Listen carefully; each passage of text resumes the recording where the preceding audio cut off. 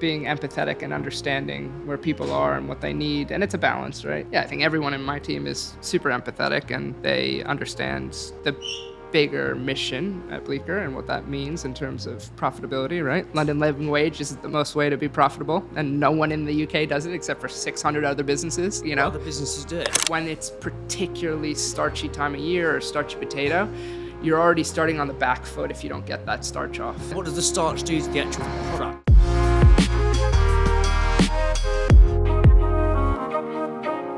Zahn, thank you so much for doing this. A huge fan of Bleecker, your burgers.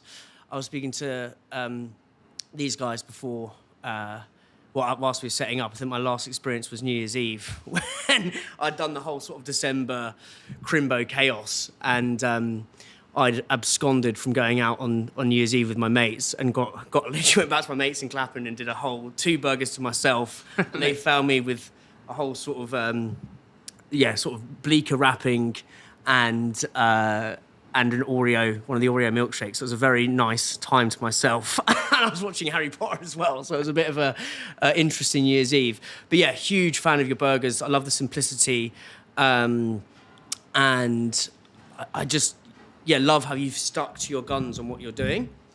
What I'd love to start with is going back to Josh Ozersky, who did, for listeners, he wrote a book about hamburgers. Do you know, you've met him? I think he had one of your burgers. He was one of the founding guys in Meatopia, which is now the big meat festival here.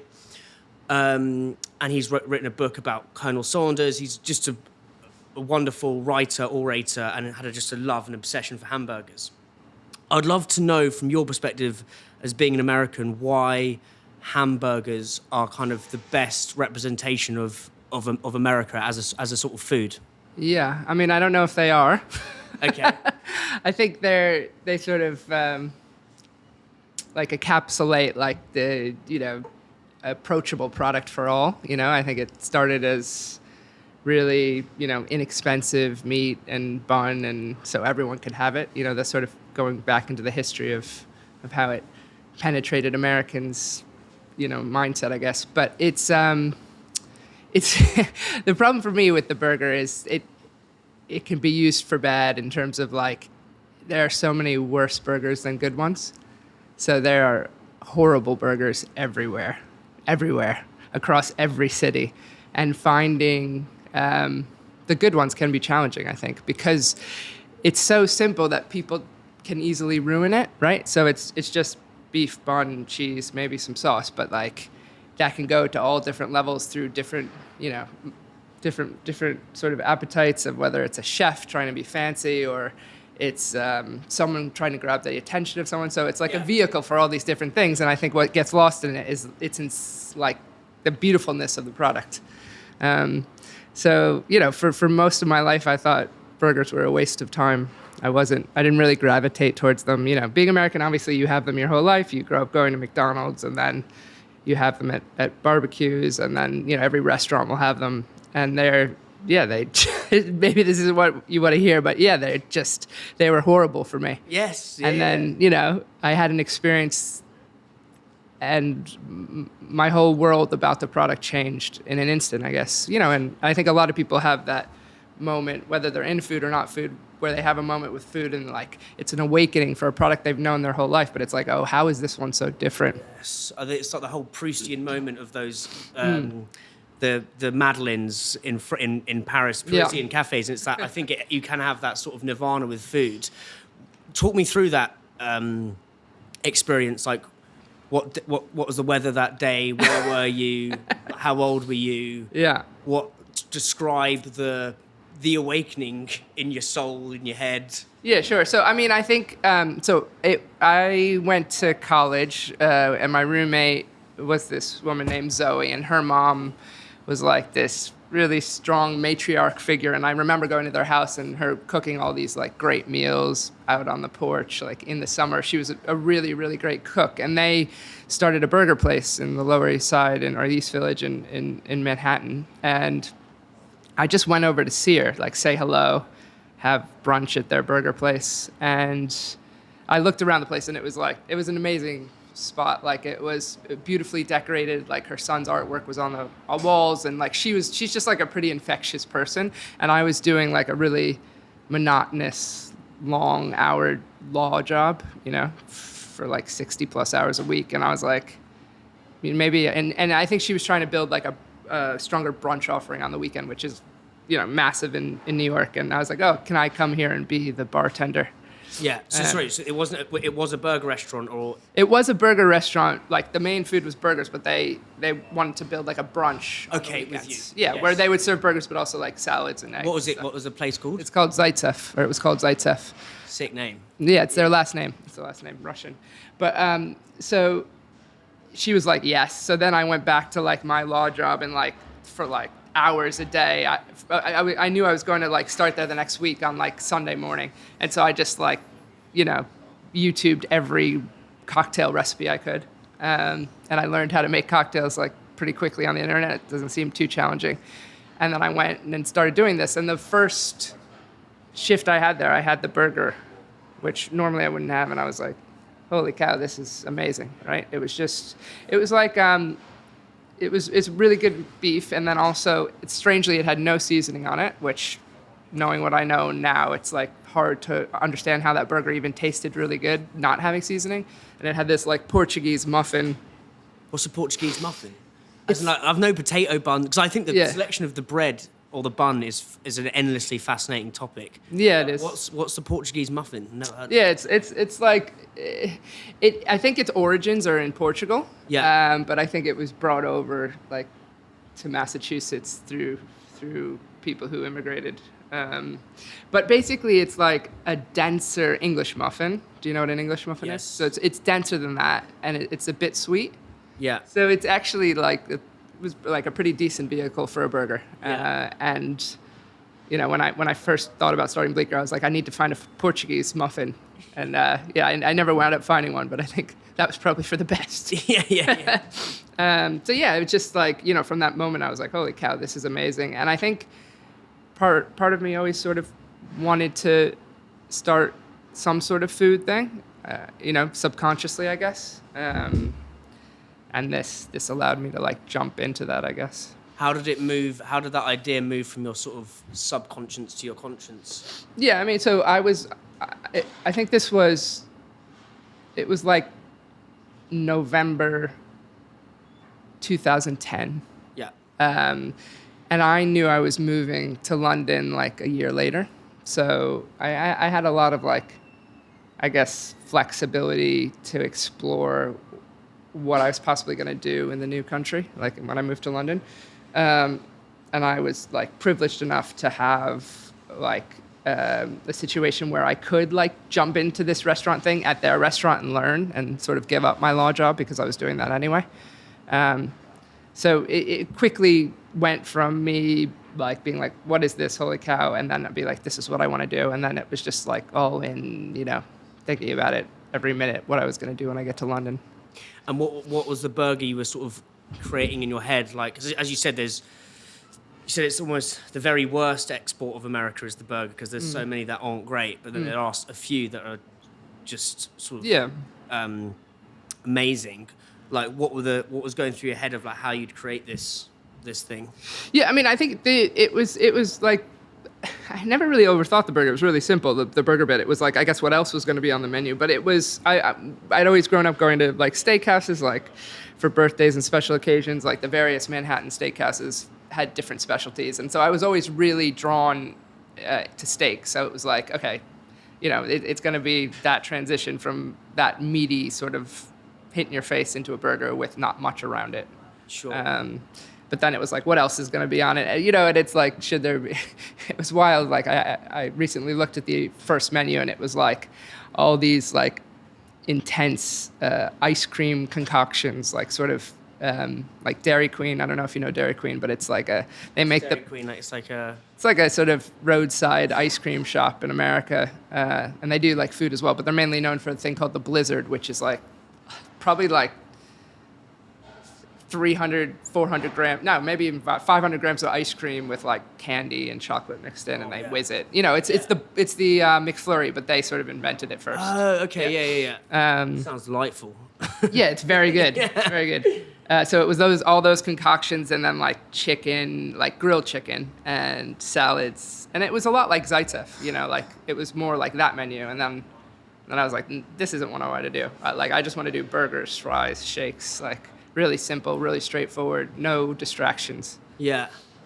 Just going back, because you said this sort of the history of the burger, like what was that in America? Because I haven't necessarily studied it, but I'm just curious, like how that. I think it's a lot with like, how the Moats burger is really big now, like with the onions. Yes. So yeah, like I've watched the Burger Scholar on YouTube.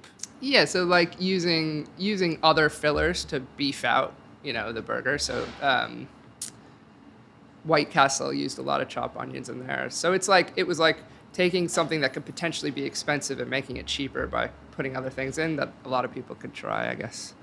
And that was how the burger became big, because it was yeah, I mean, it became ubiquitous. Yeah, I think, with the various fast food chains, they started replicating themselves, and it was like something that you couldn't unsee, I guess. Yeah. I want to talk about diversity, because I know it's integral to everything you've sort of built here, a building here, I should say. And I think I read somewhere online you want to sort of build the most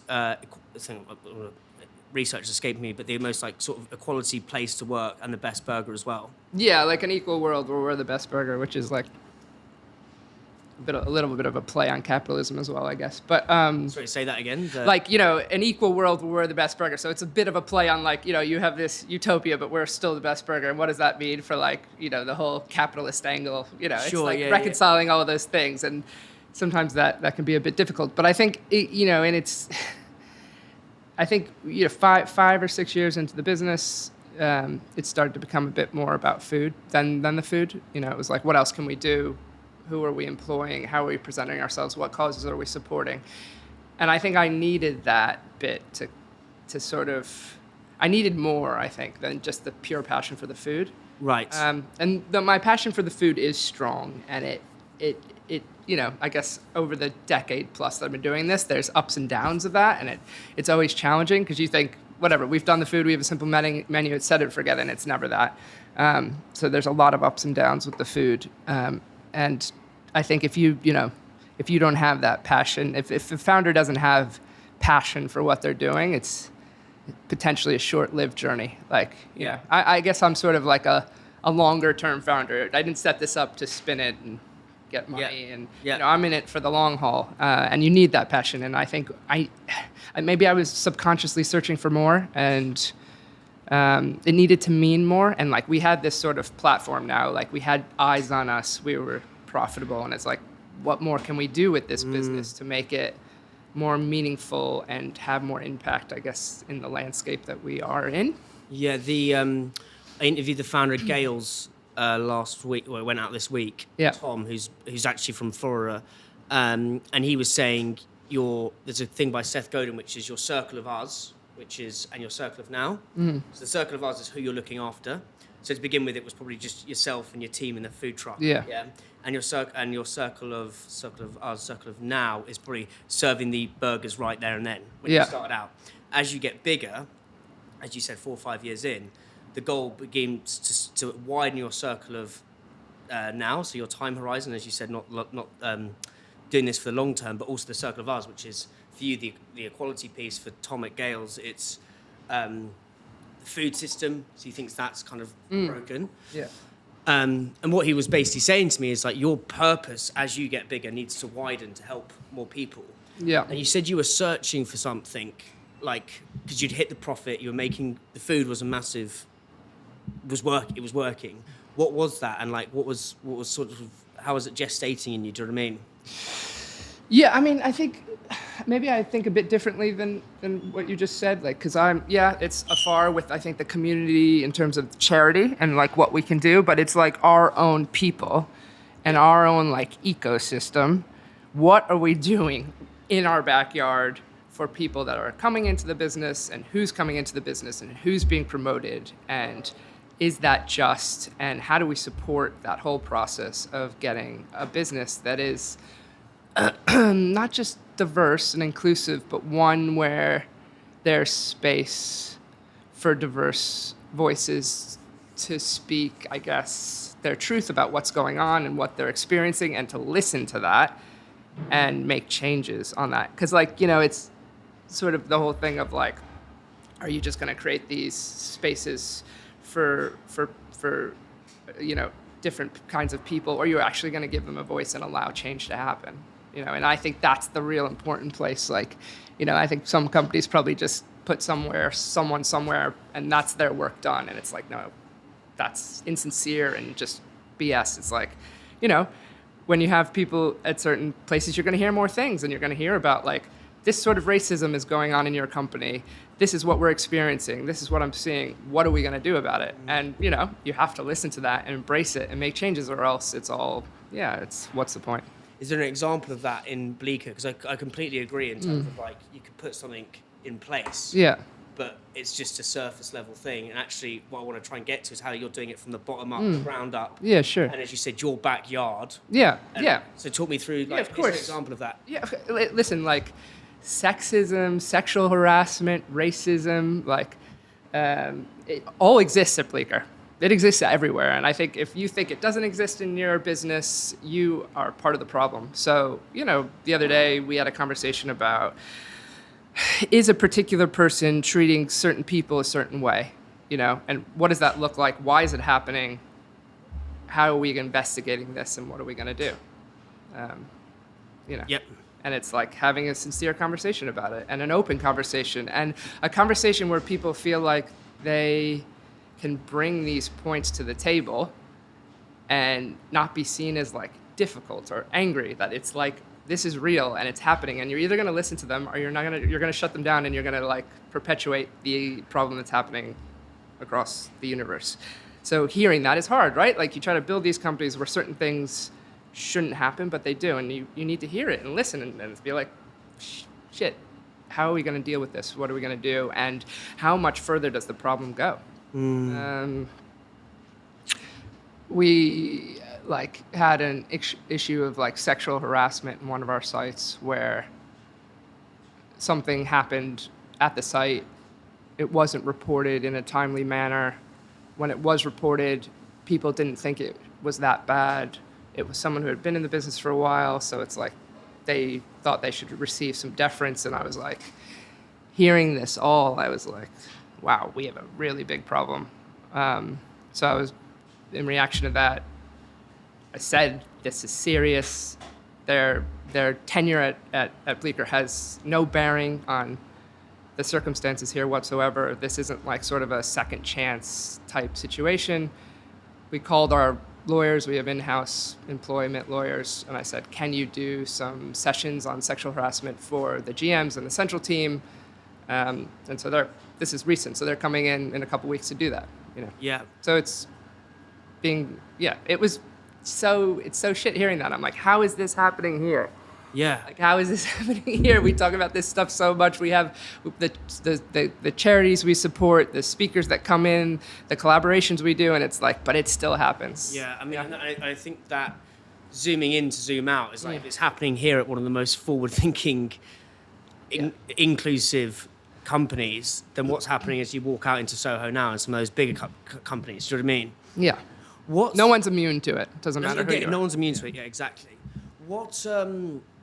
So from what you've learned, I think what you said is about sort of listening, because I think that's, again, such a people can say they're listening, or companies can say they're listening to people's problems, but again, it's just like a very passive thing. How do you actually build a company and a culture that kind of like actually listens? I don't know if that makes sense to you, but like, no, it does. So Yeah, I think there's two different. There's like sort of active listening and passive listening, and I think a lot of the sort of diversity stuff is passive listening. You know what I mean? Masquerading as actual listening. Yeah, I think it's like they have to trust that they'll be heard and not brushed off. And it takes a lot to report something, right? Like, That's what I'm saying. Yeah, it takes a lot of energy and a lot of, like, you have to be a bit fearless. And I'm sure, like, people who report things also have, like, really negative experiences of reporting and not being listened to and being, like, sort of put in the corner as, like, a problem, or they're that way or this way. So it's like you're dealing with all that sort of trauma people have experienced previously. And so it's like, how do you make them feel safe to come to you and that things will be done? And I think it's just like actions, right?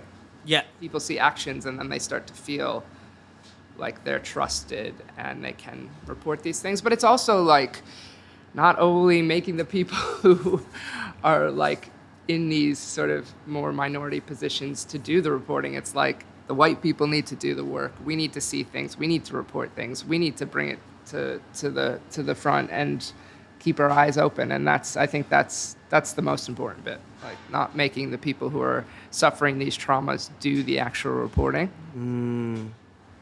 Yeah, it's bottom up and top down all at the same time.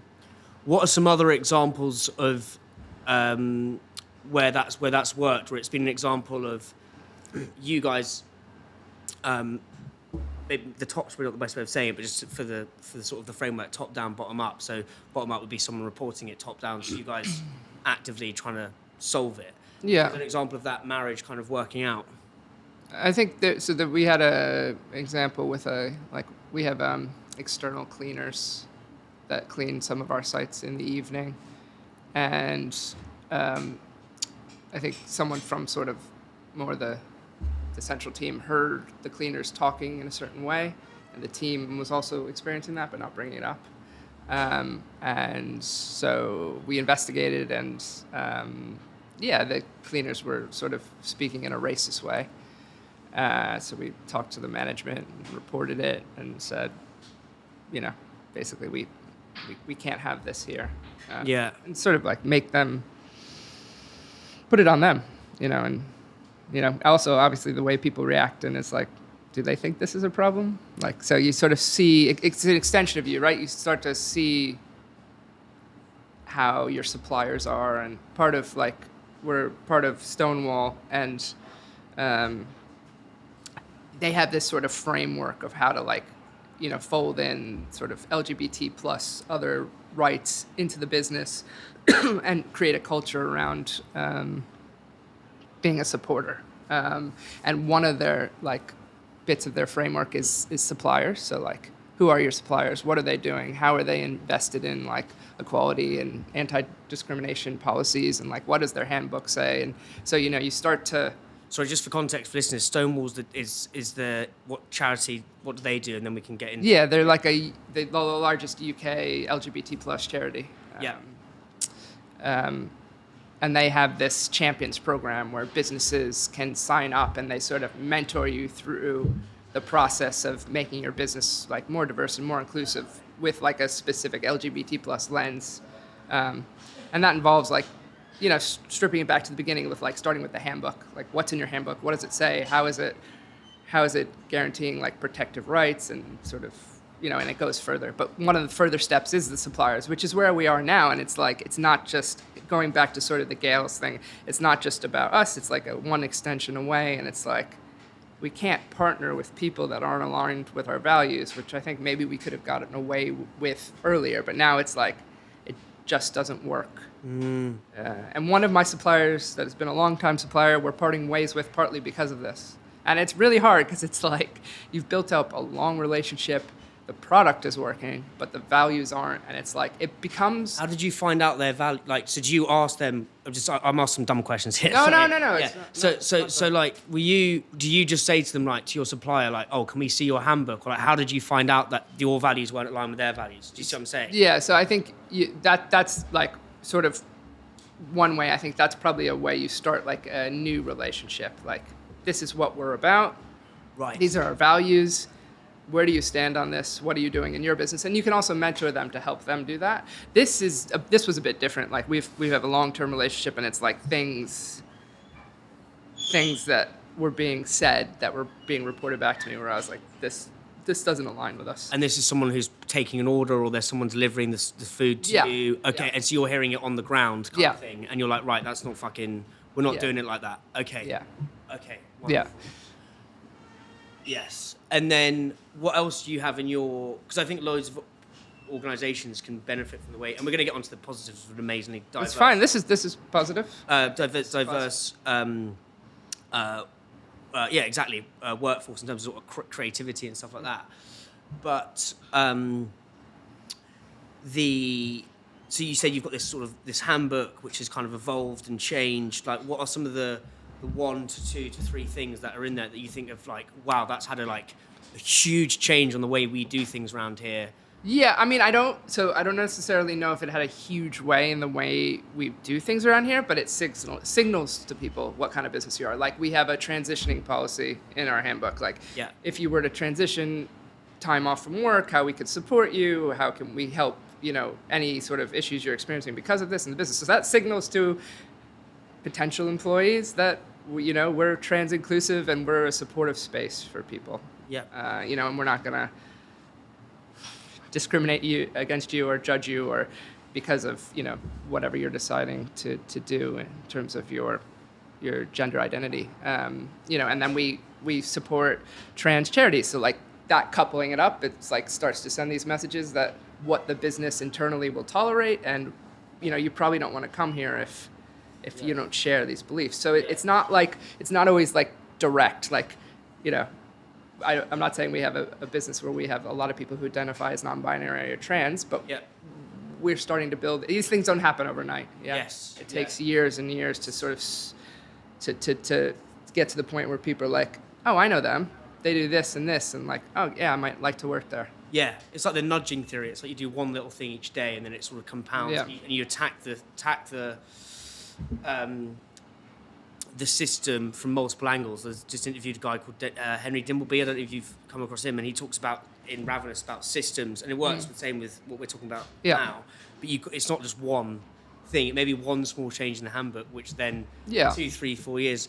So this is incredibly close to your heart. Did you ever experience discrimination, or like what was your experience with this? Yeah, I mean, I think. So I guess let me preface this with like I'm white. I come from a middle class background. I have buckets of privilege, right? The only reason I was able to start Bleecker is because I come from a very privileged background. Yeah. And I think if you come from not that space, being a founder or starting something new is incredibly challenging. So let me just preface that. Sure. I'm woman, I guess, so women experience various forms of discrimination. I identify as a lesbian, so yeah, there's varying times in my life, I guess, I've experienced discrimination on that front. Specifically at Bleecker, I am often in rooms, maybe less so now, where it's all sort of white men. I'm on sites where there's a lot of white men, so I guess I'm a little different, but I'm still a white woman, right? So going back to loads of privilege. Just quickly on that, we'll push on Yeah. that, and then we'll go to the other Yeah. side. But like, talk me what that feels like from your perspective, walk into a room full of white males. Like, So really normal, because Yes. it happens all the time. yes, It's just, I remember, so we're in Westfield in Shepherd's Bush, and I didn't know if we wanted to go into Westfield. We were really small. I was like, what does this mean for us going into a shopping center? And I wasn't sure, but anyway, I took the meeting, met with the people who did the leasing at Westfield, walked into the room, and the whole room was women. And I was like, I'm going to do this. Like, I immediately was like, we're going to do this. Because it so surprised me. I was like, working with a team like that, I was like, yeah, this is something we should do.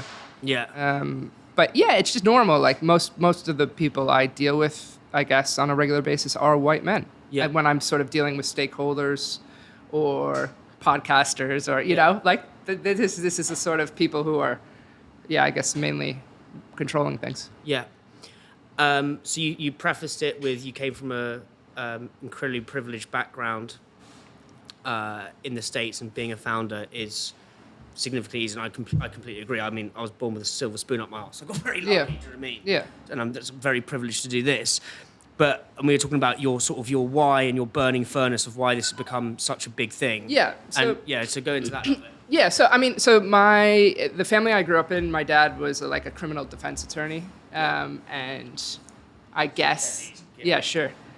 I guess like if I had to pick like words that sort of sum up our family culture, like justice was one of them, right? Like he always, and I always got like a front row seat to like the cases he was working on and who was having trouble with the law, and a certain group of people were always having trouble with the law, and how they were being treated in court, and what he was doing to like negate all the discrimination that these people were facing. So like that was a constant through my childhood. What were some of the craziest or most upsetting stories you saw in that period? I mean, there were hundreds of them, like, a lot of them were like stop and searches, and who are they stopping, and what are they finding, and how are they treating people when they get to the station, and it's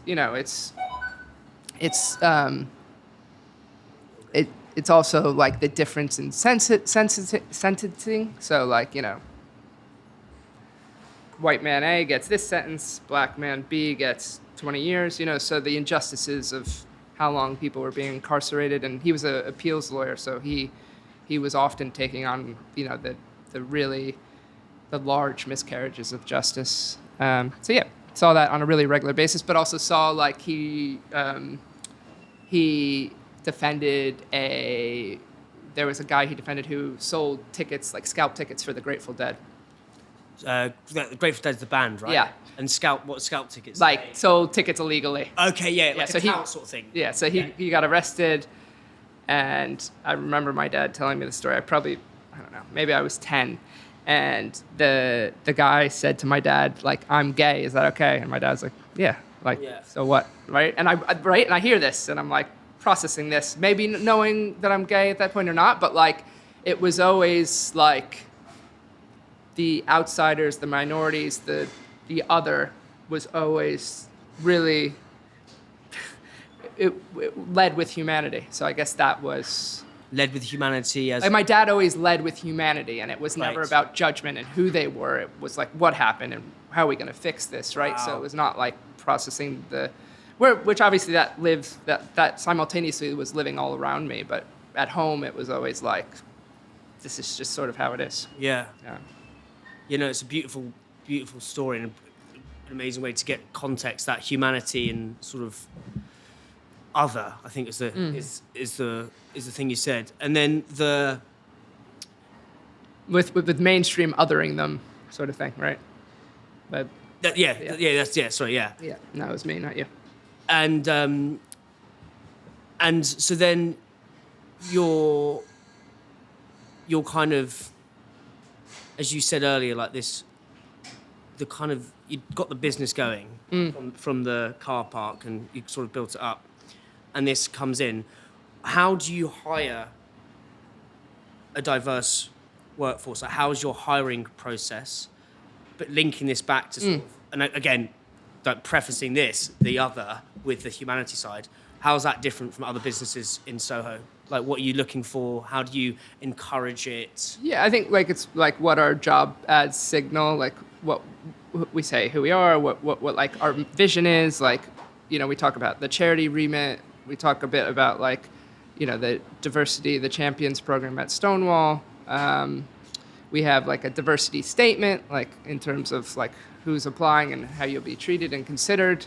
So I think that like signals a bit to like someone applying, like, oh, they have these things in their job ads, like, and then that the first step is like, but is it sincere? Is it not sincere? So I think, when you come in, then when it's coupled with like real action, it's like, okay, this does seem like a place that would value these things. And I think at the also at the lower levels, there's no problem with diversity in terms of team member going up. Like, I don't.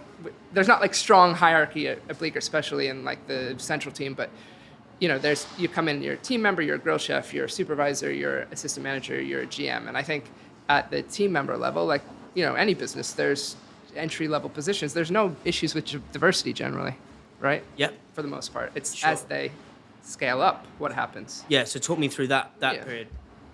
So I think if you look around Generally, there's a certain type of people that are maybe AM and above, AM, GM, central team.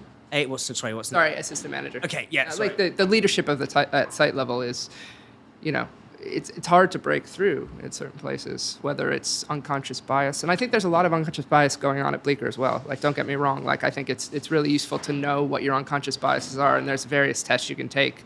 And it's not like you have to like share it with you, but people, but like take the test and be like, okay, Yeah. be real about it. Because we all have grown up in a world that's like, you know, this part of this white supremacy system. We all have grown up in it. It's like, how are you fighting against these norms that have penetrated you on a daily basis? And you have to sort of... That's norms that penetrated you on a daily basis. I completely agree. It's the system on you. Yeah, we live in it. And unconscious biases. What are some of those, do you think, or like from doing those tests that sprouted up? Yeah, I mean, it's like, you know, how do you consider certain people? What do you think they're capable of or not capable of? You know, it's what you can imagine, I guess. But it's like really seeing the results in print and being like, okay, I have these biases. What am I going to do to challenge them? And you have to do some work, I guess. You have to do some reading. You have to think about what you're doing and why. Yeah. Challenging them. And when you... So the challenging them is sort of saying, like, this is happening here. And there is unconscious bias undoubtedly happening in Bleecker every day. Every day. Yes, that's what I'm trying to understand. That's what I'm trying to sort of like unpack. Is the fact that it's like this is one of the most forward-thinking businesses on this. I don't know how forward-thinking we are, like, but it's happening. It's happening everywhere. You can't stop it. The world is too strong. Like, it's been going on for a century. Like, this is the world we live in, right? We all have grown up in a society where white people are prioritized and get everything. And it just self-perpetuates itself. And how do we begin to even think about chipping away? Yeah, so I interviewed Seth Godin. He says the system's like a river going downstream. And this is like every system. And he goes, you're pretty fucked if you're trying to go upstream. Because the system is just domineering. He says your better bet is to try and sort of dig a slight, almost slipstream, and then begin to influence there. Yeah. And that's a better way of doing things. And also like culture's shifting now again, right? So like there was, you know, I guess Me Too and everything that happened with George Floyd and through COVID, and now it's like Trump and DEI policies being rolled back, and the culture it's going back that way in a really strong way. Before there were even minor inroads, you know, half a decade before. So it's super challenging times for people who are like, you know, the global majority is even more in trouble again now, and it's like they already were in trouble. So it's like, yeah, it's pretty shit. Yeah, and what's your sort of, how do you see Bleecker changing with that system? Yeah, I think we got to go harder, right? Like, we got to challenge, be louder again. You know, just keep doing what we're doing and keep challenging ourselves to see where we're lacking, what we can do better. You know, it's like, if you think about, it's so much easier to think about the burger, like, well, maybe it doesn't seem, but every day we work on the burger. Every day. Yeah, we're going to get to the burger. Yeah, no, but I'm using it as an analogy. Every day, like, tweak the seasoning, tweak the meat, think about the bun, how much sauce, whatever. And if you thought that much about, like, the diversity component, like, it's open-ended. Like, we can just keep going and try to improve. But it's hard, it's challenging, and it's like, but we have to, you know, I guess, think about how we can impact people's lives in a positive way, or just like give them a space to be like everyone else. Yeah. Thanks, you know. Yeah. And do you think the burger, because it is such a, it's all good. Yeah. Easy listening. Yeah. And now we're going to talk about. Yeah, it's like radio DJ voice. We'll leave that rolling for a sec. See if it's picking up. Yeah, can you hear me over it? Yeah. We can just about. Yeah, that's actually it's quite a nice interlude. Yeah. We'll move on to the burger. But yeah, I was going to say, do you think that because the burger is so accessible, do you think there's kind of there's a sort of a metaphor in that about like what you're trying to do? What do you mean the burger's accessible? In terms of a product, or you at Bleecker? No, in terms of in general. Yeah. Not in terms of Bleecker. I mean, in terms of as a universal thing, like. Well, yeah, it's become less and less accessible, right? Like, Yeah. our burger is like 10 pounds. Yes. So, yeah, that I think the burger has, obviously, products have zoomed up in price, but yeah, I don't think there's a link there. Yeah. Sorry.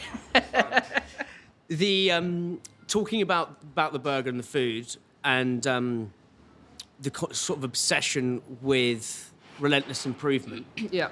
Like, how has the burger and the offering changed from? Because was it in a Dawson car park that you? The first place we ever traded was in Red Market, which is where that art hotel is, like near Old Street. Yeah. It's like a big hotel now. It's like art. I forget the name, but Yeah. that was a car park, and we had a truck in there that was like way too big for the space, and yeah, that was the first place we ever traded. Really, and, Yeah. and so how's the burger evolved and changed? Because from my Yeah. perspective, we were talking before you arrived. Yeah. About how the chips, you've kind of been fastidiously like improving the chips. Yeah. But from my perspective, it's like always, I suppose, it's the genius of it is how it's been unshakable, unflinchable, unmoving in its offering. It's so simple. It is what it is. It's kind of, you can see this single-mindedness in the offering. Yeah. On the one hand, but on the other hand, you've got this constant improvement and Yeah. tinkering. Talk Yeah. me through those sort of competing tensions. It's funny because there was there's a very well-known chef in London who's a bit of an arrogant asshole, but anyway, he was sitting next to me in Dalston in that car park that you mentioned, and he turned to me and he's like, "Isn't what you do so boring?" And I was like, I've never ever thought it was boring, right? Like, Why was he saying it was boring? I don't know. I guess he's like, chefs venturous like to, but so the burger is just the burger is simple, right? It's simple in terms of number of ingredients. There's very few ingredients. So it's the bun, the meat, So it's bun. There's like a sort of Big Mac-y type sauce that we make, and then it's the beef and seasoning, onion, American cheese, and then the sauce and bun again. So it's 4 ingredients: bun, cheese, beef, sauce. 5 ingredients. Yeah. So I guess it looks simple. There's a lot of the depth you can go into in each one of those ingredients is quite far. Like endless. You can just keep going in and in and in, and then it's like not just going in, but it's like replication, right? How do you replicate it to the same every single time? right. What's at scale. the ingredient on the burger that you went the most kind of? You almost Yeah. opened sort of the Alice in Wonderland, going into sort of Yeah. Onion Wonderland, if you want to. It's funny because I think there is an Onion Wonderland, which I haven't actually really explored. Oh, really? Yeah. What does Onion Wonderland? Well, just look like? like how old the onions are, what color are the onions, how thin are they, how fresh are they, Yes. how cooked are they. But obviously, like the beef and the bun are the American cheese. I've gone in a bit of, like, in terms of, do we use this brand of American cheese or this brand of American cheese, and how that sort of changes the taste of the burger. But the beef and the bun are the real ones that you can go really, really deep.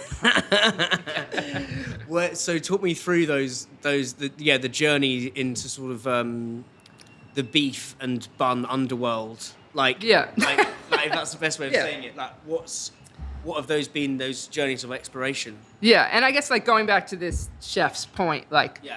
where he was like, isn't that boring? I guess, like, okay, maybe I can take his point, but it's so naive because to get this burger made, there are so many people involved. There are so many people, so many different personalities, so many, like, wants or not wants, and culture, and bringing a team together. And it's like, that's obviously the ultimate challenge. Like, Yeah. how to build a culture around a product. And that's the way it started. A Yeah. culture around a product, which, does that have legs? Does it not? Maybe.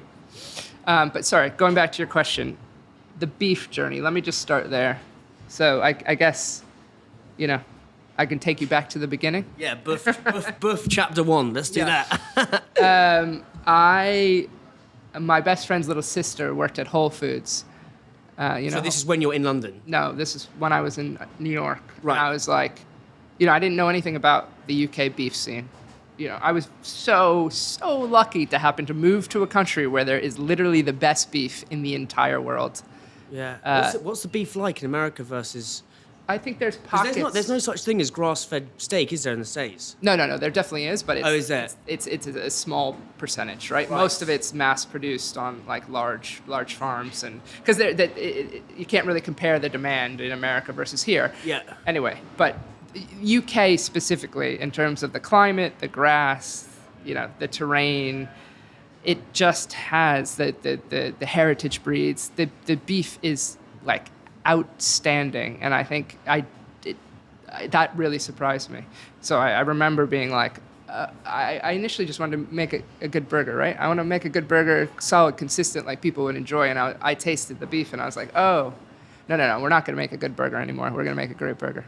Oi, oi, I am delighted to announce that the most banging kebab on planet Earth has just joined Uber Eats. Bababoom. It's banging. It's literally vavavoom for your taste buds. I smash the sweet potato hummus on the reg. The chicken kebabs are insane. I go to the one in Battersea Rise a lot. Loads of my mates from Clapham just smash it all the time. And they've also got one out east in Stratford. And look, don't say I don't treat ya. If you use the code BOOMDAN40, you're going to get 40% off when you spend 20 quid or more. So yeah, please do that if you want some banging kebabs. And if you're a restaurant who's looking for an amazing delivery partner, then hit me up. Our partnership with Uber Eats, we can do some sick things behind the scenes. So please reach out. Thank you so much. Anyway, back to this. Yeah, so how did you go from good to great beef? Well, so my friend's little sister worked at Whole Foods, and she introduced me to basically the ginger pig, which we're one of one of the initial sort of newer age butchers doing these sorts of things. I think grass-fed beef has always existed, but they sort of pushed that further and talked about it. So I met with the founder of Ginger Pig, and I just came and visited him with my backpack, and he gave me beef like once a week to test for free. Wow. Yeah, it was quite amazing. Like, he just really supported me, and I was like, wow. So I bring it home to my wife's family and put little cards and be like, which one's best, right? And that went on for months and months, just because we didn't really have a start point. Like, it was all like investigative. Like, I knew I was going to do it, but... You were doing law in London at this point? Yes, yeah. But I hadn't bought the truck yet, and, Yeah. So, and I think like all the blends that they were giving me were great, because just the beef was great. And then we sort of got into it, and then another butcher came along named Nathan the Butcher, who was in Bermondsey. Nathan the Butcher? Yeah. That's a sick. Yeah. That's not his actual name. his name is Nathan. That's yeah. And he was just starting out, and he hailed from Australia and like a history of butchers, and he was doing the whole animal breakdown, which was quite new at that time, like bringing in whole bodies and using every bit of the animal. So I started a bit with him, and then I transferred fully over to him, and it was like we were both growing together and learning, what it took to be consistent. And I don't think we ever got there with him. I think the beef was always great, but it was like, one day it was like the cheesy tasting beef. One day it was the sour tasting beef. Like all these beautiful notes that beef have, but it was always different every day. Yes. Which at that time wasn't really challenging, but as we started to get bigger, it was, because it's like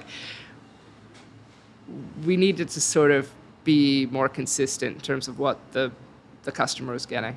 Yeah. And how did you begin? Where did you go on that? Again, now we're in sort of beef Narnia here, but like, how did you get into that consistency? Because I think as you scale, that's one of the hardest. Yeah. So he was delivering us 5 kilo bags of beef. We were then making them into balls, and then we were pushing it between 2 cutting boards. Yep. So laid the cutting boards and then take a third cutting board and push it down. And that's how we were doing all of our patties, which is like, yeah, pretty backyard rogueness, right? Yeah.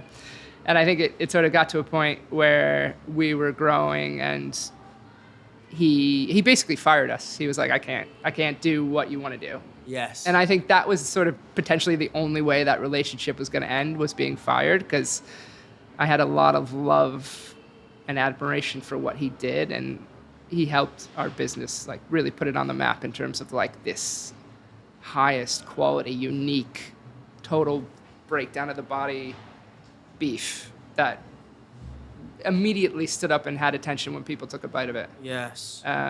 Yes, that's true. It's first time you have a Bleecker was the one in Victoria. It's an arresting experience. Like an arresting awakening is probably the best way of saying it. You bite into it, like fucking hell. Let's talk about the bun. Yeah. Like, what do you think's like? Talk to me about the symphony and the dance between the bun and the beef. Like, Yeah. how does that work? Because again, there's a myriad of different options. We've got all the smash burgers coming here now with the potato buns. Like, what's your perspective on that? How important is the bun in this dance? Yeah, I mean, the way I always look at the bun is like the unsung hero. So, you know, if you notice the bun, I think there's a problem. I don't want you to notice the bun. I want it to hold the beef for you, like, you know, and then it just dissipates in your mouth. So it's like, it's a balance between creating a structure for beef our beef is really, really fatty and really juicy, right? So it's wet. And it's like, how do you create a bun that is stable enough to support that all the way through, but then when it gets into your mouth, it just goes away. And that's mad. That's an awakening experience.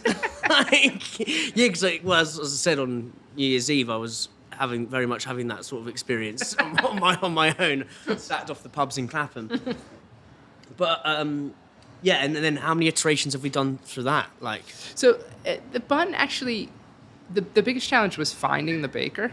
yeah, I think so. I tried because you know, you smash. just getting on the blower to them. Like, how you doing that? And when you're in the truck, It was so. I just walked around London, yeah, like, trying different buns, and that smash burgers weren't really here then. There wasn't this Martin potato buns weren't allowed in the country at the time because of what they have in them. But it was brioche, right? Everything was brioche. Yeah. Everyone had a brioche burger bun in it. That like never made sense to me. Like, brioche is like a blockade to beef.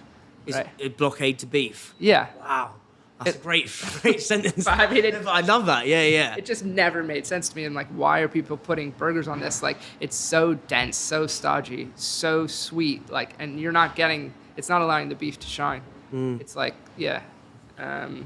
So I, needed to find a bun that wasn't brioche. So I literally was just walking around. Yeah.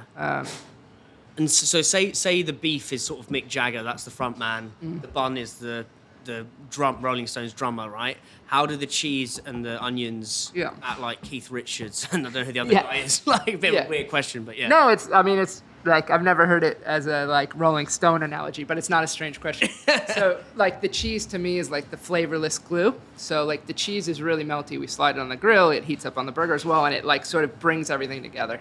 Yeah. And that cheese is really important because I think the components eat more separately. With our size of burger, I think the cheese, it becomes more of a sum of its parts, and the cheese is a real player in that. Yeah. I think the sauce like adds a little more like oomph, so it adds like acid and to the richness of the beef. Yes. Yeah, because acid just cuts through the fattiness. it balances. Have you read that book, Salt, Fat, Acid, Heat? I've seen the Netflix show. Yeah, which is Yeah. So I think the acid is something that like you can just pick it up and it sort of brings it all. Yeah. It's like the drummer, I would say. I thought the drummer was the bun. Maybe the drummer's the bassist. Yeah, but you could go with that analogy go into that analogy, Nani, with that.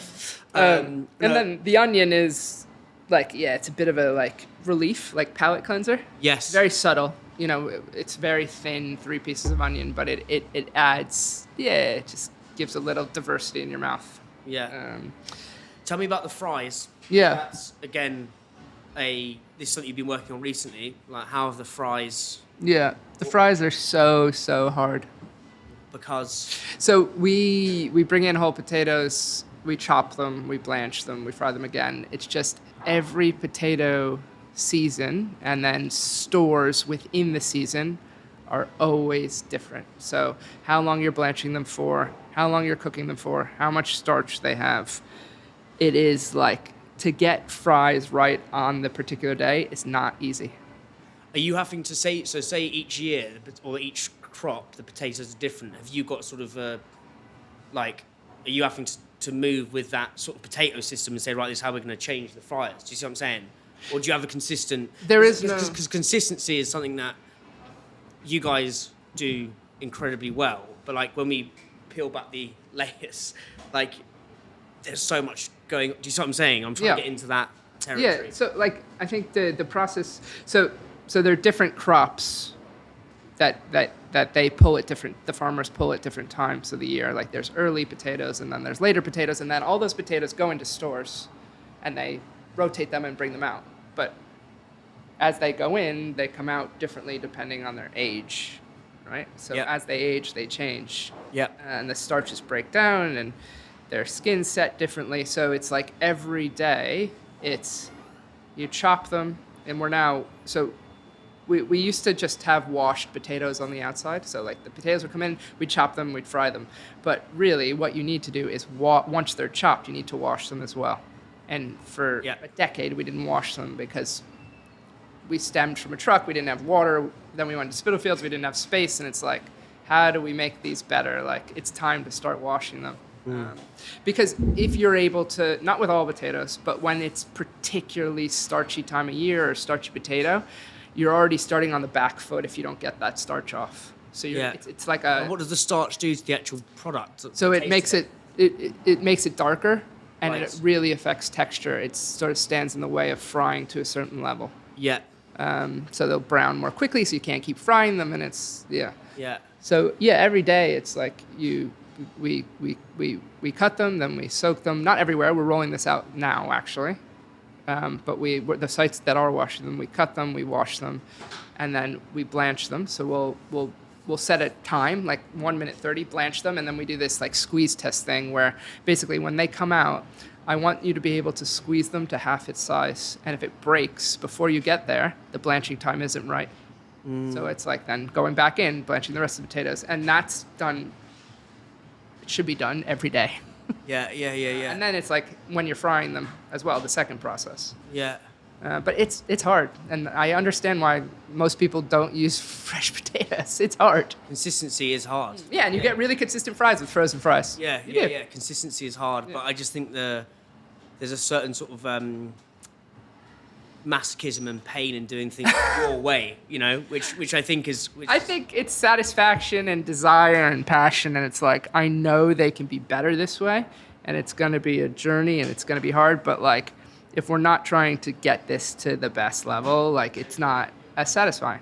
Yeah. It's not what makes me tick, I guess. What gets you out of the bed each morning? Yeah, like... consistency of a fantastic product gets me out of bed. Yes. Seeing people develop in their roles and getting promoted gets me out of bed. And there's times when I don't want to get out of bed because the business can be very challenging with really hard conversations. What's the hardest conversation? Actually, I always want to get out of bed. I don't want to bring this into but if someone isn't performing. Yeah, how do you broach that conversation? It's hard. And I think, as we get bigger, we got to get better at this stuff. And it's like creating a history of conversation and openness. So when you have this conversation, no one's surprised. Yeah.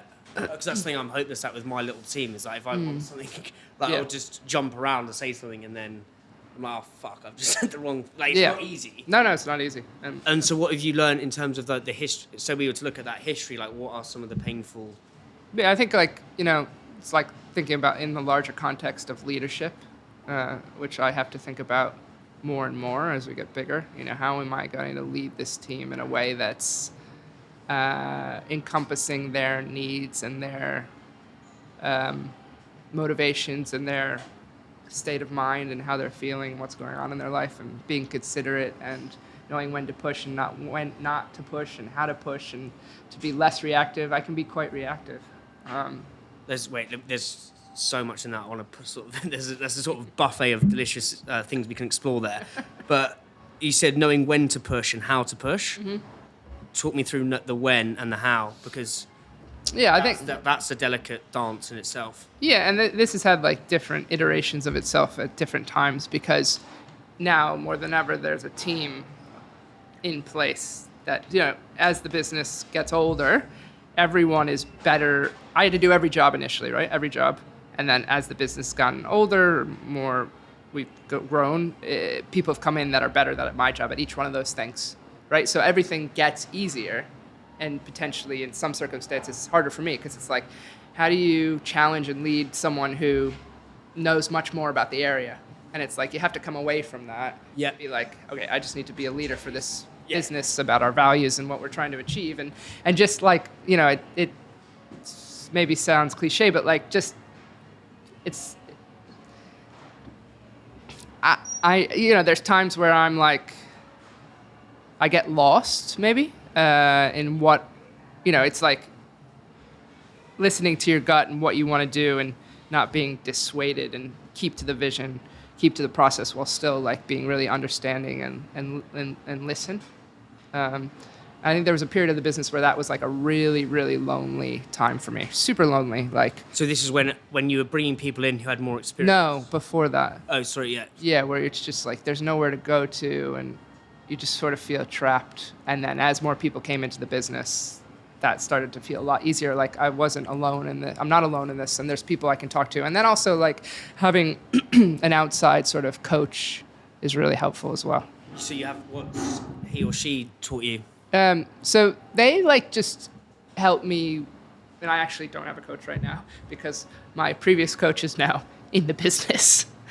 But they like, I can like talk about, it's about a personal growth journey, professional growth journey, and like reading and understanding, and that's one aspect of it. But it's also like taking particular situations where maybe I'm, it's that whole like when your brain goes off the rails, and it's like you start reacting instead of like thinking things through. I'm the worst. Yeah. My brain doesn't go off the rails; it goes to a different theme park. Do you know what I mean? I'm like going to Curiosity Carnival. Do you know what I mean? Yeah. It's all over the shop. And How do you know? Well, how do you? I guess it's being prepared, right? So it's like processing what's frustrating you, what's bothering you, picking that on your own, and not like subjecting your team to that process. Like you need to get to a certain place before you lay this out to your team. And I don't always do this well. I think the other day we were having a heads meeting, and I was just like angry and pissed at something. And after it, I reflected, and I was like, oh, I really wish I had prepared for that conversation in a different way.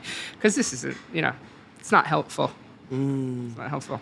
How would you have prepared for it, like, differently? I think I would try to like process like what I was upset about, and like how we could collectively brainstorm about what's happened, how do we learn from this, and like maybe do it differently the next time. What were you more like a less of a monologue and more of a conversation. Yeah. Oh wow. Yeah. Yeah. What were you like? What were you pissed off about, if you don't mind me asking? Yeah. So I've just like there's a site where we have like operational problems, like with tickets and customer service, and how we're reacting to that, and how it's not fixed, and we have growth on the horizon. How are we going to like stabilize the business with new sites coming? That sort of thing. Yeah, no, I'm asked a lot of these questions selfishly because it's not easy, especially being you can just when it's all in your head as well. I find that you can't. It does feel like either a roller coaster or sort of a circus. And it's like the chimp brain, they call it. Yeah. Right? Oh yeah. Where you just like. Yeah, mine's like a ravenous monkey in there. I would love to talk about your brother. If we're okay with that, and just maybe give some context on that first. And I think you've got an event coming up. So just talk about your brother, because he was in hospitality. He was. So we grew up. We're like 2 years apart. So like close in age. We're always like normal brother-sister relationship, pretty tight. Played sports together. Like we were a big sports family. And then I think I went to university, and he was still in high school, and that's sort of when I think maybe his problems started. Just to go back one step, so you were growing up in New York, or Connecticut. Where? Connecticut. Yeah. Okay, yeah. And what was the sort of the childhood like? Like, was it Angelic. Yeah. Amazing. Yeah. Angelic. Yeah. We lived in a nice suburb. We, lived on the water. We went swimming in the summer. We went ice skating and played sports in the winter. Like, really supportive, great parents. Like, can't complain. Yeah. But I think he always suffered from some sort of like mental health issues pretty early on. How did you notice that pretty early on, do you think? Like, he had this thing where he like would pull at his eyebrows and like pull his, which is like some sort of like a disorder where you're like, stems, I think, from anxiety. And he would do that when he was like a little kid. And Wow. I always like, that was always like, oh, something. And I don't think I really processed it for what it was, but I was like, yeah, something. He just wasn't a happy-go-lucky kid. He always like excelled in everything he did. Like, he was a really, really top athlete. Whatever sport it was, he was always like the best. But I think he like put so much pressure on himself, and he dealt with anxiety and, probably some forms of depression, which maybe weren't clear when he was younger. But I think as he What got sort of sports was he playing? hockey, baseball, football, Sure. yeah, American football. Yeah. But yeah, really top athlete. And I think he, as he got into high school, those problems started to become clearer in terms of like his behavior. Like, he wasn't really going to class. He was like a bit introverted, but also extroverted in a way that sort of maybe was masking things. Yeah. And I think we went to like therapy, and I think maybe that helped a bit, maybe it didn't. And then when he went to college, he started to get into like drug use, like heavier drug use. And I think like I remember one of my brother's friends called my parents and were like, you have to go pick him up. Like, he can't be there. Like, you've got to get him. And I think they were sort of like, no, it's all right. And like, yeah, he needed to be picked up and brought home and like definitely put into rehab. And it's like, addiction, I think, is a symptom of like mental health, right? So it's not the drug use, it's like what's causing the drug use, and exploring that. And then he there was years where he was like sort of in and out of rehab, and it was like a real unsettling time, because it was sort of like anytime the phone rang, and I was in London actually during this period when it got really bad. What year was this? 2005. I was I was in law school and I was studying abroad, and it was always like in the back of my mind, like, what's going to happen? And then I remember moving back home, and the phone rang, and it was a police officer. So he was living in Florida. He was like in and out of rehab in Florida. And there's like a lot of rehab facilities in Florida, and it was a police officer, and she was like, she was on the phone with my mom, and she was like, I'm not calling as a police officer. I'm just calling that like I found your son like eating out of a dumpster, and I just wanted to call you. And it's like, but what can you do, right? Because at that point she had cut him off because... Your mum had cut him off? Yeah, he needed to be cut off because he was just like... And how old would he have been at this time? Like, he was... How to get your challenger brand into more supermarkets and increase your current distribution in half the time. Range reviews are happening right now, right this millisecond. Sainsbury's, Waitrose, Tesco, Ocado, Co-op, all looking for new banging challenger brands. Don't miss this range review and have to wait another 6 months. It's long. Don't lose precious shelf space to your competitors. Don't let your buyer pick another brand just because you didn't have a Grand Slam deck. Northstar Category Management help you create banging supermarket pitch decks so good that buyers find it impossible to say no to. Challenger brands like Perfect Ted, Trip, Bulb & Co, Dash all love Northstar. Look, I am so confident in Northstar transforming your brand. We've got an exclusive Hungry offer. Your first month for free. Yes, free. Plus, we're going to give you a free 30-minute consultancy session to see how your brand is currently performing in category. Click the link in the show notes to book your consultancy session and thank me later. Like 20, 22, 23, okay, something sure, like that. Yeah.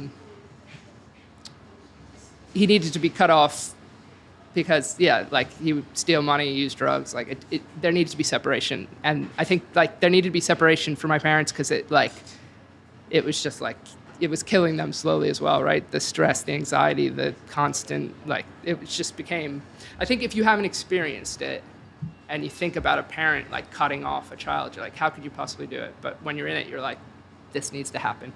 And then eventually he, like, sort of got into rehab and it stuck, and then he got into, like, a hospitality job at a restaurant in, like, South Florida where he progressed, and he was quite, I don't want to say happy. I think happy is like a bit of a tricky mentality, but he was okay. And he wasn't using drugs. He was going to work. He was working out a lot, and he like sort of was living with a boundary he had created for himself to stay safe, I guess. And then I think he always like wanted to be successful and like make a lot of money. We grew up in a town that was really wealthy in Connecticut, and I think you're always like looking to these people in the town that have done this, and this, and Huge pressure, right? yeah, it never affected me actually at all, but it really affected him.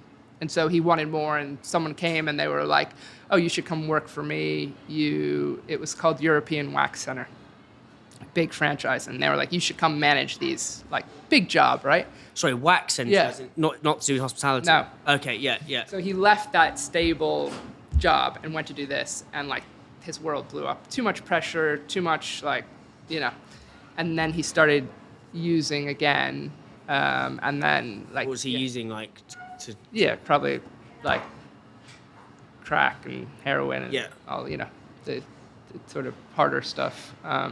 Not in a social way, right? Yeah. And yeah, then it just started to slowly unravel again, and then he was never able to like pull that back. And when you said he wasn't able to pull that back, like, for context, and we'll get onto this event, like, what happened after that?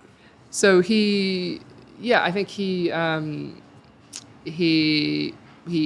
been in rehab again, and then he left, and then I'm not sure where he was living, and I remember like saying to my mom, like, maybe we should go down to Florida because I think he's gonna die, and yeah, he OD'd. That was it. So yeah, I'm so sorry to hear that. sorry. No, it's all good.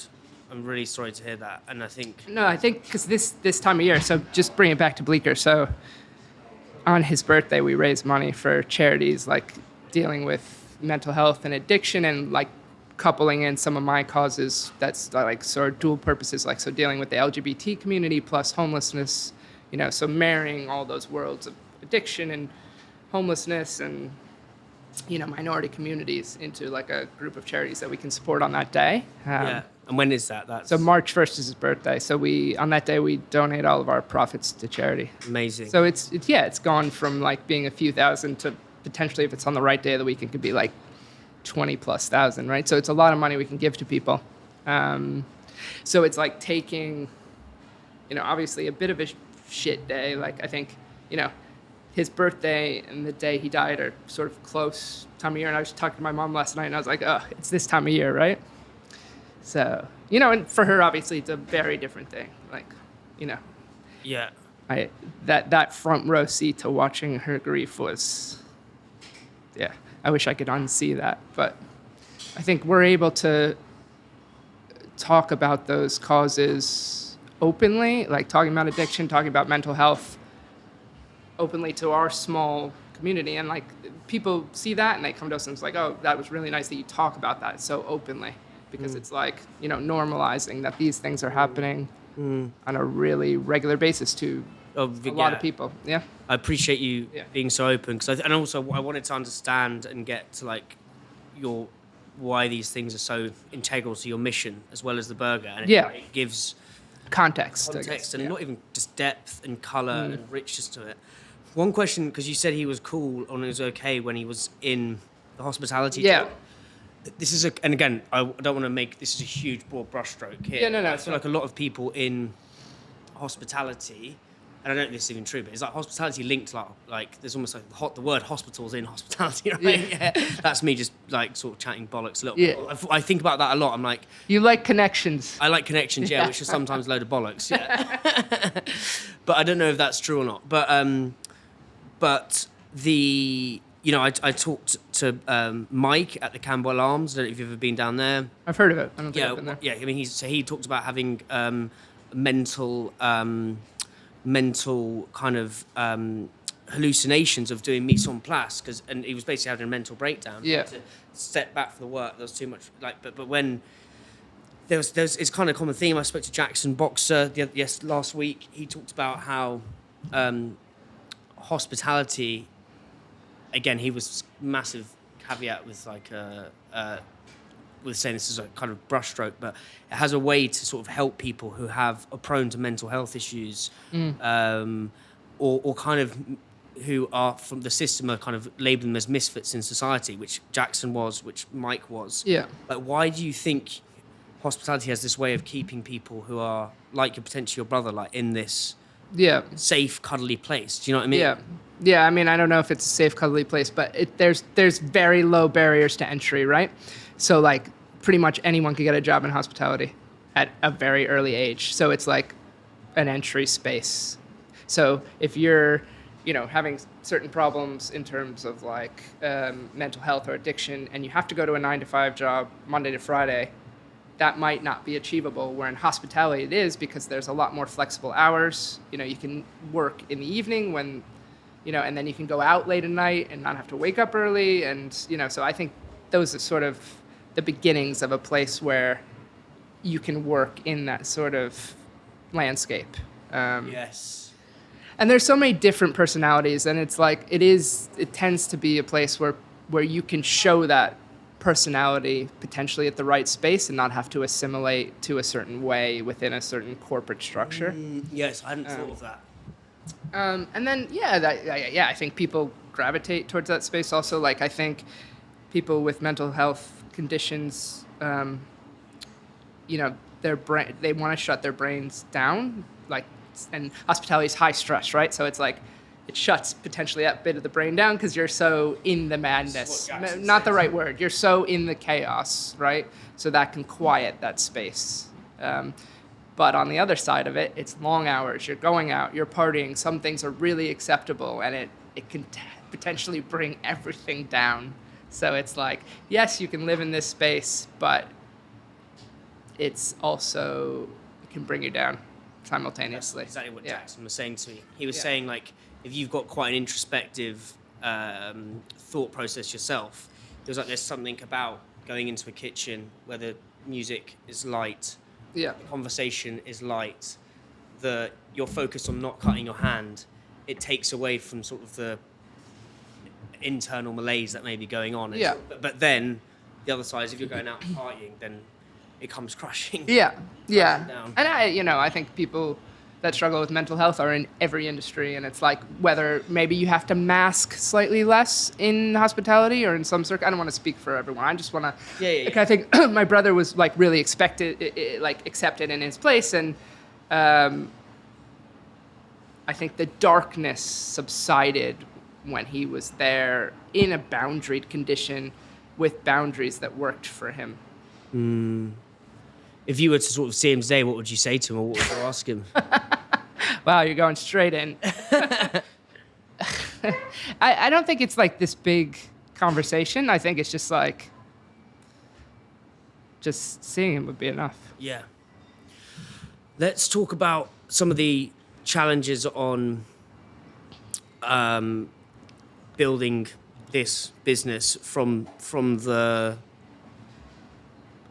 truck in Dalston to where we are now. I think, as you said, the obstacle is the way. It's kind of one of my aphorisms that I live by. What are those obstacles that were so hard that actually retrospectively paved the way forward?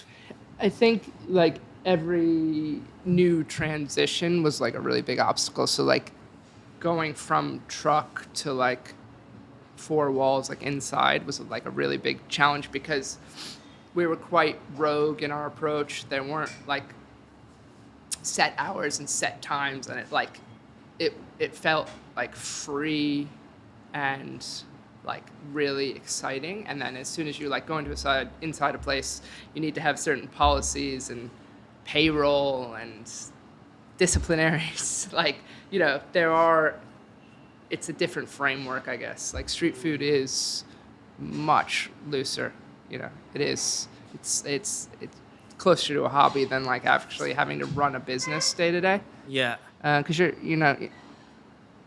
I wasn't trading every day. I was trading, there were times where it was like 2 days a week. So it's just like come, set up, cook, and leave, and not having to think about the pressures of, I guess, profitability. It was just fun. There were no fixed costs. Yeah. It's all variable costs. There was no rent. There was no like electricity. There was no. Yeah.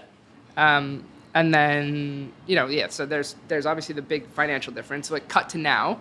So margins, they need to be at a certain level to pay our costs, but also we pay London living wage. So we're already taking 2% off the margin from that.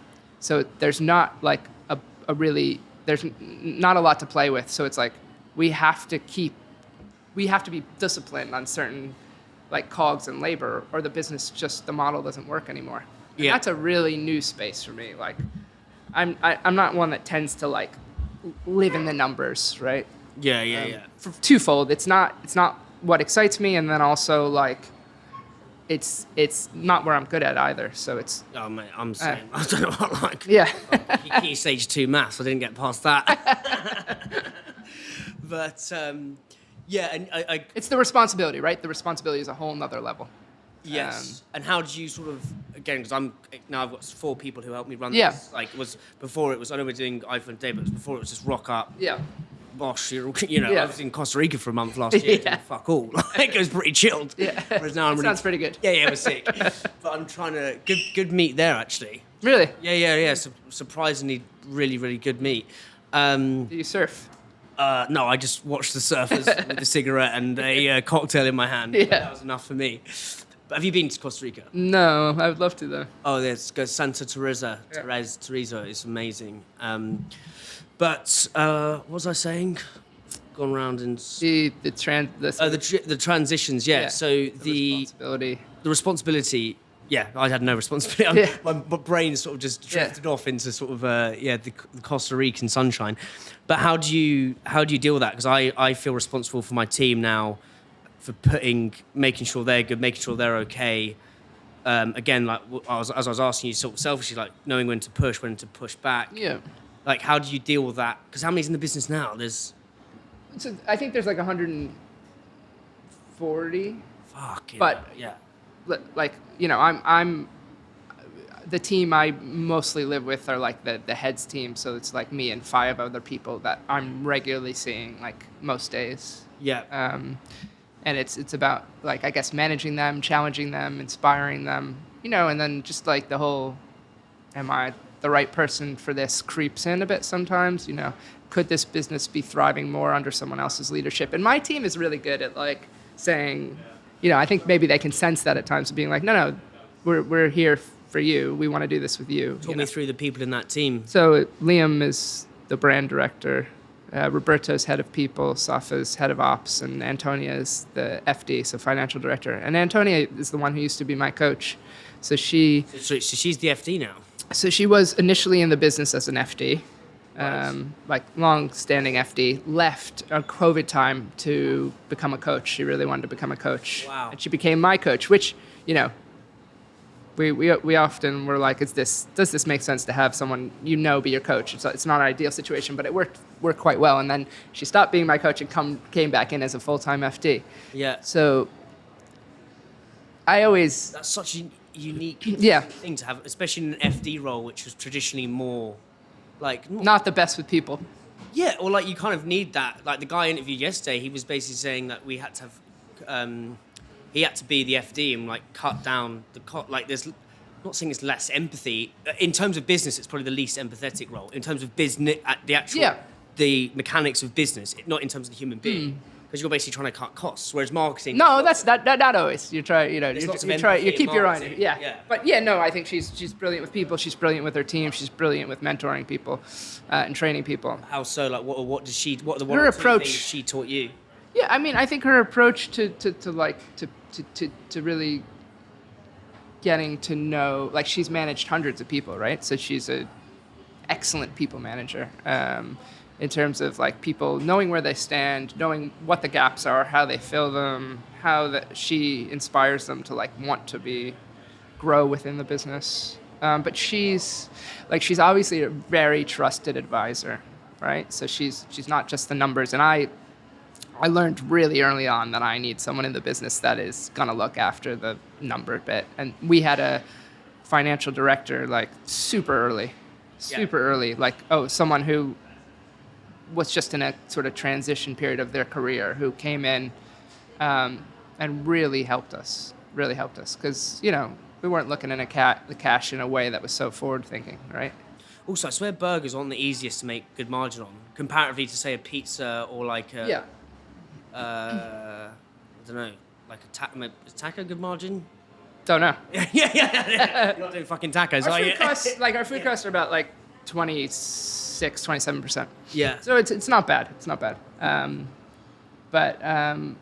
Yeah, I mean, I think it's a solid model, but she's more than numbers, and it's a space I can go to when I need to like talk, and I try to be that space for her. Like I try to be a space where like checking in with people, like how are you feeling? Yes. I can sense something, like thinking outside the normal day to day, I guess, because everyone's personal life or actual stress of the business can like impact how they're doing. I think so many businesses don't understand the human being, or like even in like not actually just in the world, like having the empathy of human beings, like the person who may serve you a coffee who's a bit curt. Like, you don't know what the fuck's going on in their life. Yeah. Like, how do you have that empathy running through from you to team to where we are today? Yeah. So, like that's not an easy thing to put in place. Yeah, I mean, I think people have to have it. Like, you When talk. you're hiring. Yeah, you have to talk. Like, you have to, whatever, hire on your values, but like being empathetic and understanding where people are and what they need, and it's a balance, right? Yeah, I think everyone in my team is super empathetic, and they understand the bigger mission at Bleecker and what that means in terms of profitability, right? London living wage is the most way to be profitable, and no one in the UK does it except for 600 other businesses. Like, What other businesses do it? like some bakeries, some breweries, burger and beer do it actually. Another burger place. Oh, sick. Yeah. Talk me through. Talk me through that, because I don't actually know. I don't obviously get the sort of the premise of it, but like, Yeah. I think people don't understand how, like, you're basically giving away fucking loads of your profit. Yeah, I mean, so it's 2% on the margin. 2% of the margin. Yeah, which is a lot. But what is the actual mechanics of the London living wage? So it's so you need to earn a specific, like there's this charity that sort of creates a standard of like, does after obviously research, like you need to be earning X amount of money to live in London, and that's $13.85 currently. They review it and put out a new London living wage every October. Yeah. And if you're not earning that, you don't have enough money to live in the city you're working in. So that doesn't sit right. And we're small. We can be flexible. There's no like board of directors saying, or shareholders saying, you have to earn this much profit. So it's an easier situation to do it when you don't have that pressure. Because like a large. Talk about that then, because you haven't raised any dough. Like you haven't. I have. Oh, you have. Oh, sorry. Yeah. I didn't realise that. So the business started with £40,000. Right. And Is that your own money, or you? No, so it was. But you haven't raised like massive. No. So 20 of that was mine, and 20 of it was my 3 best friends. Right. And my wife actually, from America. And then so in COVID we took a loan out to build Westfield, and then we took a loan out to do through COVID. Yep. All those loans are done, and now we've just taken a new loan out to do our next 2 places. But there's no new capital from investors in the business. Yeah. But that gives you 88. But how have you sort of? Like you've been doing it all off the profits, Yeah. reinvesting. Yeah, it's all been reinvested. We were like really lucky to get certain sites. Like we had the South Bank for a long time, which like pumped money into the business to fund like brick and mortar sites. Yeah. So we've done well. We've done well to fund all this from like. What's been the hardest site to get going? What do you mean going? Like selling a shitload of burgers. What site has been the most 'Cause I think challenging? that- Actually, Westfield is like an interesting journey. Is that you in? Shepherd's Bush. Yeah. Not Stratford. So that like I think when we opened that, we were like, this is going to be the best performer in the business. Like, Yeah. I mean, I would say that. Yeah. Yeah. And it wasn't. Like it opened and then COVID hit, and then that was like the hardest one to get reopened with shopping and social distancing, et cetera, et cetera. But it never sort of materialized to that site that we thought was going to be whatever, the cash cow or whatever. Until recently, when we launched halal there. So the beef in Westfield's halal. Right. And that has had a tremendous impact on the sales there. Yeah. You know, we always known that we've had like a large community of Muslim customers. And I know because during Ramadan, our sales drop at certain locations by like 30%. Wow. Yeah, so. Yeah. And by the inquiries of like, oh, can you open in the GCC? Like, whatever, everyone gets that. But you could tell like that was definitely a large part of our customer base. And I remember like early days on the South Bank, like there would be like people, they would be from the GCC, like Dubai or something, and they'd come and they'd be eating burgers and they'd be like encrusted in diamonds. And it's like the juxtaposition between like a greasy burger, a fatty burger, and these diamonds was like, yeah. what's going on here? Yeah. Oh, that's a wonderful sort of picture. You can just imagine, like, The couple more things, and we'll begin to wrap this up. But I'm absolutely loving this and learning so much. But I'd love to know what are your thoughts on sort of smash burgers, Sure. because that's coming in to London In droves. in droves. Talk me through your perspective on that. Yeah, so I mean, like, I remember the first smash burger I ever had was at Shake Shack at where the Mets play baseball. So super busy. Mets is a professional baseball team. So like Are they they're the opposites of the Yankees? they're in New York in the other league. Okay. Yeah. Yeah.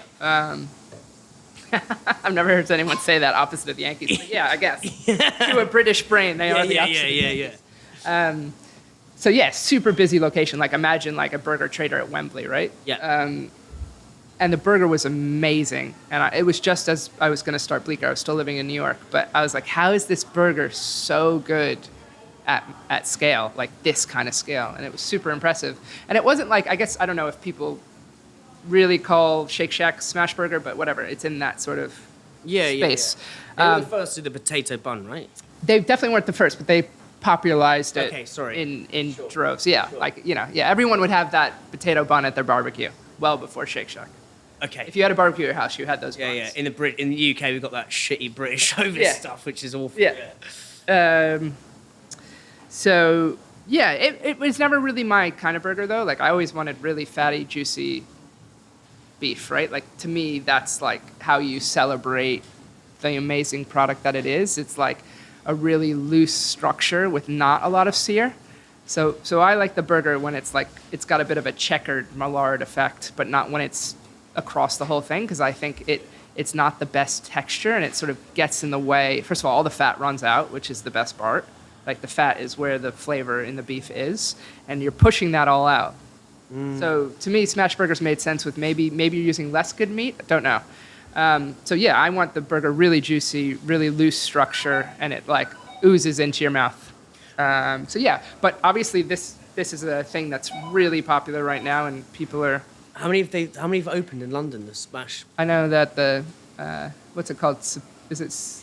Oh, Supernova. Yeah, Supernova. They sort of led the charge. Yes. And then Junk Burger from Paris They're all came. from the French love a smash burger. Why do you reckon that is? I think they're like obsessed with American culture, Yes. with the food, Yeah. and that's really big. It took hold, like I guess in COVID in LA, and it's just sprawled from there. Yeah.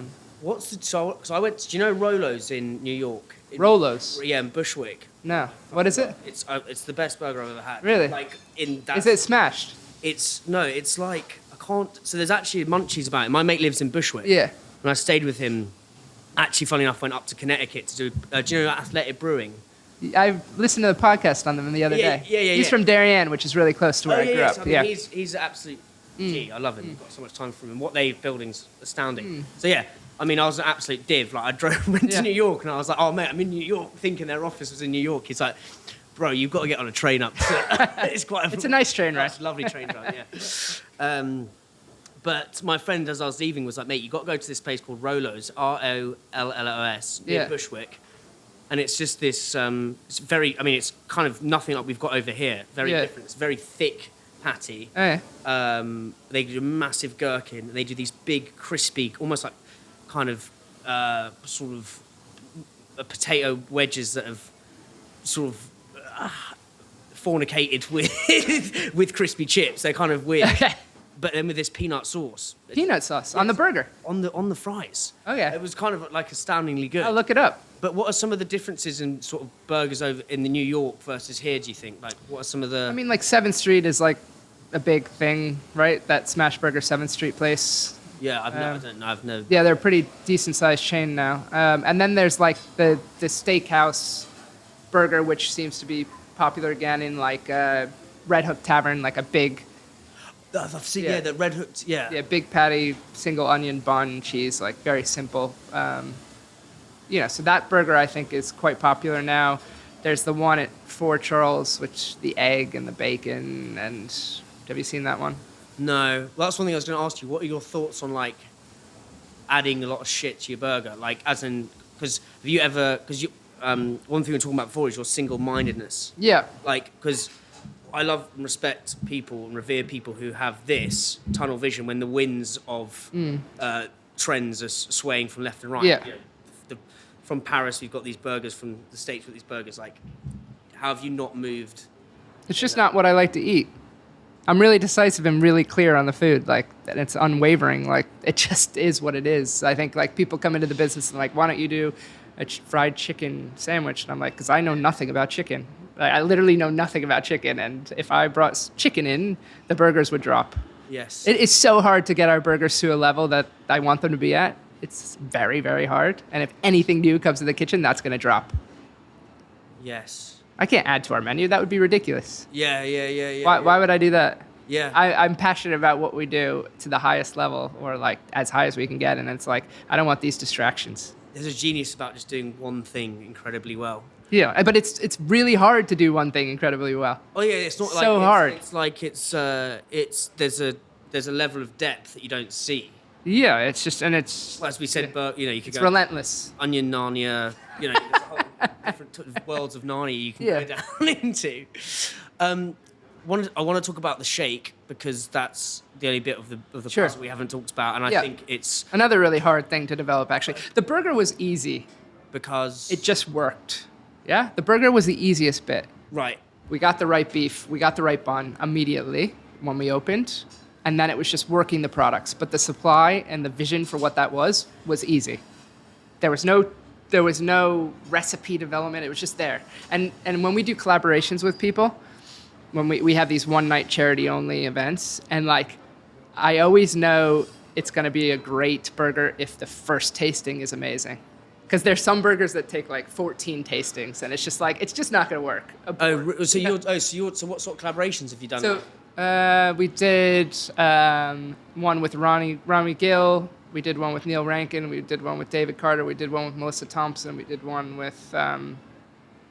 So, and are they adding stuff to the Yeah, burger? yeah, so it's... that's interesting, because that goes kind of not against your... No, it goes completely against it. It's like, we are anti-special So you're like, burger. what the fuck are you doing to my burger? No, so it's like, it's a bit of fun, right? You come in, you do what you do, and sometimes I cringe. Like, I remember Pizza Pilgrims put a whole ball of burrata and baby little tomatoes on it. And I was like, Liam, what have you done?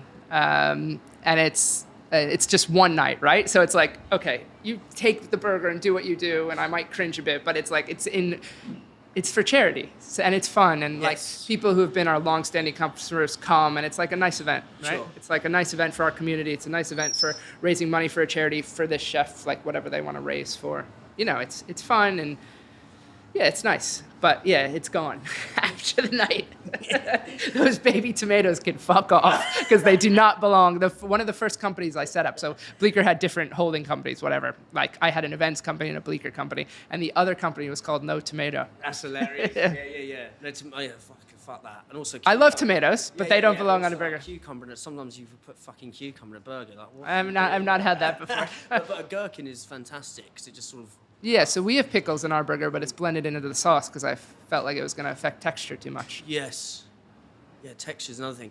And then what did Robin Gill do on his burger? No, Rami Gill. Rami. So it was like a Indian spice mix Ooh. in the burger, which I was like, so that one really made me cringe, right? Because burgers. imagine your sort of your innards turning into sort of tumultuous. If you look at any like newspaper recipe for burgers, they're always like mix salt or seasoning into the patty, but anytime you put seasoning into the patty before you cook you don't season the patty. No, so it's not a burger if you do that. It's like a meatball. You can't do it. It binds up the meat. Like, so she wanted to do that, and I was like, oh no. Yeah. And she did it, and I was like, they raised some fucking money. Yeah, no, she did it. I was like, oh, this is awesome, actually. Oh, really? Yeah.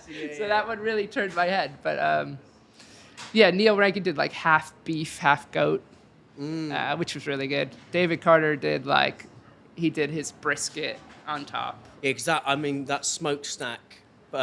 Thing he did. I think that was the sort of first. When I was speaking to my mate the other day, that really got me into 2017, 16. Really got me into food. I tried that with the pickled chilies. Yeah. Then went to the Arctic Monkeys. I was like, that's been an awakening for me. Yeah. Just quickly back to the shake because I'm again. I don't. As I said, I was sat there on just plastered on. And I was sort of swimming an Oreo. Well, cradling this Oreo like it was my newborn son. Yeah, so the shake was really hard. So basically, we're sitting in a Curb market right now, but we actually were in Curb's first market in Hackney Wick in 2014, and it was this abandoned mirror factory, freezing, and it's like, okay, let's make our shake. And it took... Mirror factory? It used to be an old mirror factory. Oh, right, yeah. And they turned it into a market. But it was freezing. There were holes. There were no windows and something and we're trying to make this shake. And it was so hard because it was it's a soft serve base. And then we blend that with toppings. And it was balancing the sweetness with the texture. And it took months to get it right. And then we finally got it right. And then we started working on the toppings, what we mixed in. And that was a whole nother challenge. It was. What you got? So you got the. So I'm an Oreo sort of. I think the best one. I think the best one's black and white, which is we use really nice cocoa powder and put a bit of vanilla in it, and that you can have one after the interview. Yeah. Let's wrap that up. Yeah. I absolutely loved that, and it's just a really wonderful gallivanting around conversation. So thank you so much. We hit a lot of different notes. Yes, we certainly did. Thank you so much. Dan. I like how curious you are. You're quite a curious guy, which leads you to, and a bit fearless as well. Oh, but thank you. Sick. That was amazing. Yeah.